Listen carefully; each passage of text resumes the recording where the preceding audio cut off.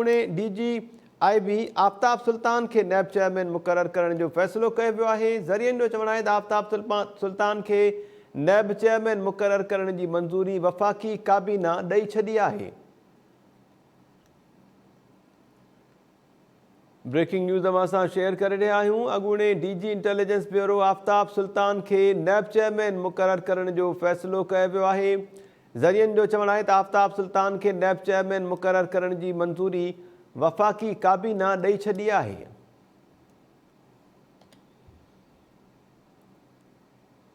अॻूणे DGIB आफ्ताब सुल्तान के नैब chairman मुक़रर करण जो फ़ैसिलो कयो वियो आहे। आफ्ताब सुल्तान के नैब चेयरमैन मुक़रर करण जी वफ़ाक़ी काबीना मंज़ूरी ॾेई छॾी आहे। ब्रेकिंग न्यूज़ असां शेयर कयूं पिया। ज़रियनि दावा कई आहे त आफ्ताब सुल्तान के नैब चेयरमैन मुक़रर करण जी वफ़ाक़ी काबीना मंज़ूरी ॾेई छॾी आहे। अॻूणे DGIB आफ्ताब सुल्तान के नैब चेयरमैन मुक़रर करण जो फ़ैसिलो कयो वियो आहे।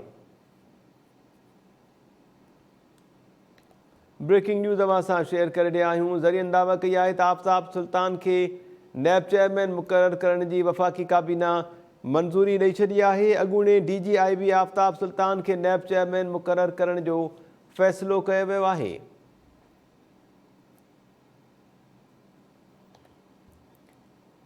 अॻूणे DGIB आफ्ताब सुल्तान के नैब चेयरमैन मुक़रर करण जो फ़ैसिलो कयो वियो आहे। ज़रियनि इहा दावा कई आहे त आफ्ताब सुल्तान के नैब चेयरमैन मुक़रर करण जी मंज़ूरी वफ़ाक़ी काबीना ॾेई छॾी आहे।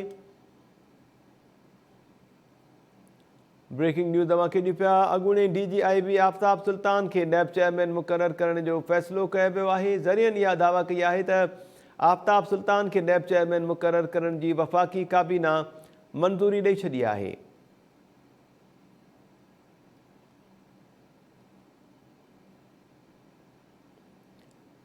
अॻूणे DGIB आफ्ताब सुल्तान के नैब चेयरमैन मुक़रर करण जो फ़ैसिलो कयो वियो आहे। आफ्ताब सुल्तान के नैब चेयरमैन मुक़रर करण जी मंज़ूरी वफ़ाक़ी काबीना ॾेई छॾी आहे।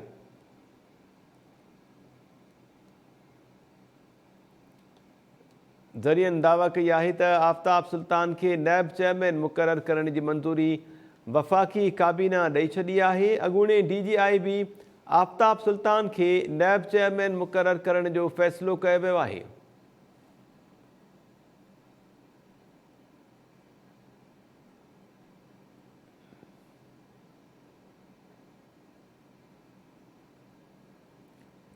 अॻूणे DGIB आफ्ताब सुल्तान के नैब चेयरमैन मुक़रर करण जो फ़ैसिलो कयो वियो आहे। ज़रियनि दावा कई आहे त आफ्ताब सुल्तान के नैब चेयरमैन मुक़रर करण जी मंज़ूरी वफ़ाक़ी काबीना ॾेई छॾी आहे।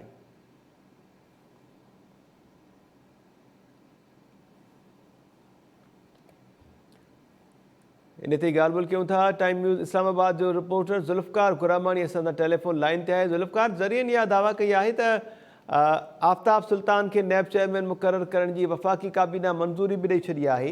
छा तफ़सील आहे हिन मां वटि?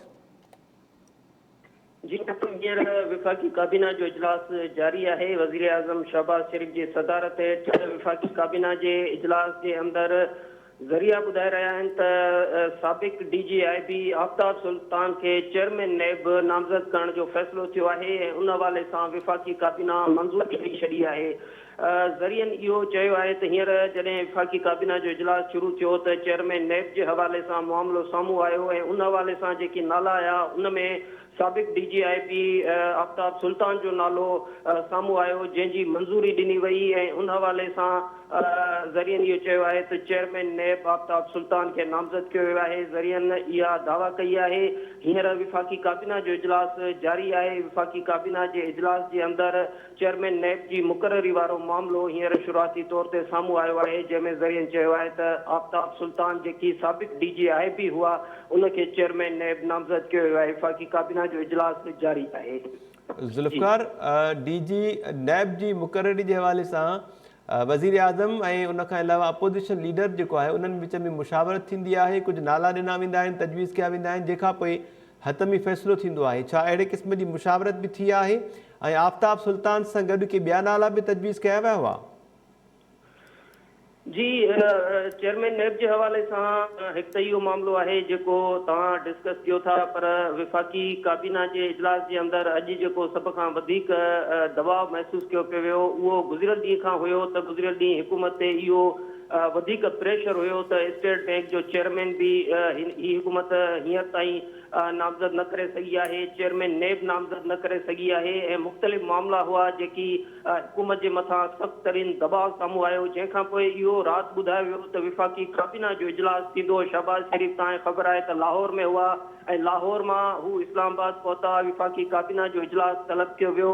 हींअर जॾहिं चेयरमैन नैब जी नामज़दगी जो मामिलो साम्हूं आयो आहे त शुरूआती तौर ते विफ़ाक़ी काबीना जे इजलास जे अंदरि इहो एजेंडा में साम्हूं आयो, पर जेको तव्हांजो सुवालु आहे त उन सुवाल जे हवाले सां शहबाज़ शरीफ़ ऐं मुख़ालिफ़ धुर जे अॻुवान जे विच ते इन हवाले सां मुख़्तलिफ़ नाला साम्हूं आया, मुख़्तलिफ़ तजवीज़ूं साम्हूं आयूं ऐं इन हवाले सां मुख़्तलिफ़ जेके मुलाक़ातूं आहिनि उहे बि साम्हूं अची चुकियूं हुयूं। मुख़्तलिफ़ नालनि जे हवाले सां इहो आयो पिए त जेकी चेयरमैन नैब आहिनि उहे अहिड़ा मुक़ररु कया वञनि जेकी सभिनीनि खे क़ाबिल क़बूल हुजनि। उन में आफ्ताब सुल्तान जो नालो बि शामिलु हुयो, पर हींअर जेका विफ़ाक़ी काबीना जे इजलास जे अंदरि जी सूरत हाल हुई इहा गुज़िरियल ॾींहुं जेको हुकूमत जे मथां सख़्तु तरीन दबाव आयो, जंहिंमें ख़ासि तौर ते स्टेट बैंक जे गवर्नर जो मामिलो बि शामिलु हुयो। त हींअर विफ़ाक़ी काबीना जे इजलास जे अंदरि जो जेको मामिलो आहे उहो आहे उन्हनि नामज़द जो जेकी हुकूमत हींअर ताईं न करे सघी आहे, शहबाज़ शरीफ़ हुकूमत उन हवाले सां फ़ैसिला करणु वञे पई।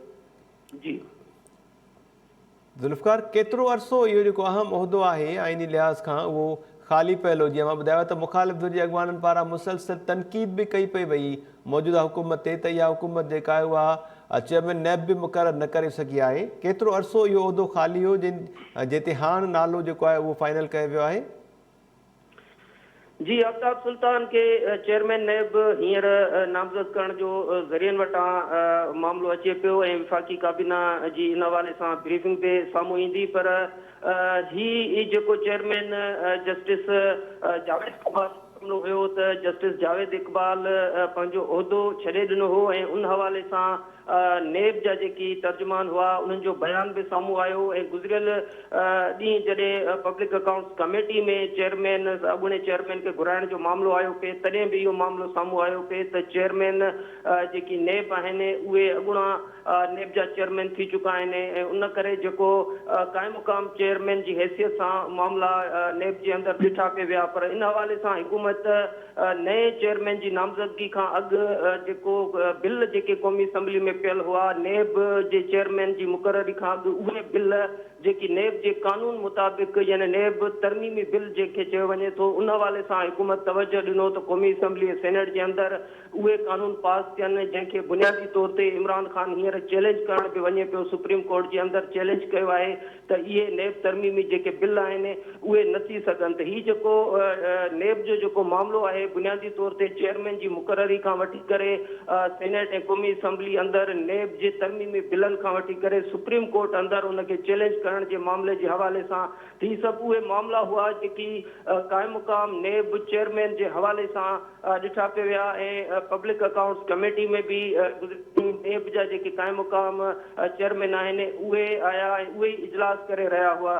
त ही मुख़्तलिफ़ हवालनि सां मामला हुआ जेकी हुकूमत उन दबाव में हुई त सुप्रीम कोर्ट जे अंदरि बि ही मामिलो आहे क़ौमी असम्बली ऐं सेनेट जे अंदरि नैब तरमीमी बिल खे अहमियत ॾेई करे त जेसि ताईं नैब तरमीमी बिल साम्हूं न अचे त हिन मामले खे हिते न वधायो वञे। त हींअर जेका सूरत हाल आहे उन हवाले सां विफ़ाक़ी काबीना जी ब्रीफिंग बि साम्हूं अचे पई। हींअर असांखे ॿुधायो वियो आहे त मिफ्ता इस्माइल ऐं ख्वाजा आसिफ प्रेस कॉन्फ्रेंस करणु वञनि पिया कुझु ई वक़्त में, त इन सॼी सूरत हाल ते इहे मामला साम्हूं ईंदा त आफ्ताब सुल्तान जी जेकॾहिं मुक़ररी ज़रियनि वटां हींअर ताईं सूरत हाल साम्हूं अचे त जॾहिं उनजी मुक़ररी थी आहे त उनजी मुक़ररी जा जेके बुनियाद आहिनि उहे वज़ीर आज़म ऐं मुख़ालिफ़ धुर जे अॻुवान जे कंसल्टेशन सां थियो आहे या इहो मामिलो हुकूमत दबाव में अची करे कयो आहे। इन समूरनि सवालनि जा जवाब हींअर ख्वाजा आसिफ प्रेस कॉन्फ्रेंस में ॾींदो या वरी उनखां बाद में ॿी प्रेस कॉन्फ्रेंस बि थी सघे थी। त हींअर जेको असांखे ॿुधायो वियो आहे त मिफ्ता इस्माइल ऐं ख्वाजा आसिफ प्रेस कॉन्फ्रेंस करणु वञनि पिया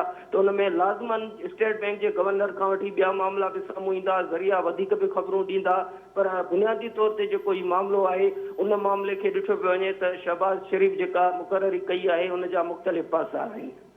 ज़ुल्फ़िकार गुरामानी महिरबानी अवांजी अवां तफ़सीली ॻाल्हि ॿोल कई आहे। अॻूणे DGIB आफ्ताब सुल्तान खे नैब चेयरमैन मुक़ररु करण जो फ़ैसिलो कयो वियो आहे। ज़रियनि इहा दावा कई आहे त वफ़ाक़ी काबीना जो इजलास जेको हलंदड़ आहे उन इजलास में आफ्ताब सुल्तान खे नैब चेयरमैन मुक़ररु करण जी मंज़ूरी बि ॾिनी वई आहे। कराची में ख़बर शामिल कयूं था। वॾे वज़ीर मुराद अली शाह पारां कलरी जो दौरो कयो वियो आहे। वॾे वज़ीर मुराद अली शाह अॻूणे MPA सलीम हिंगोरो जी अयादत बि कई। वॾे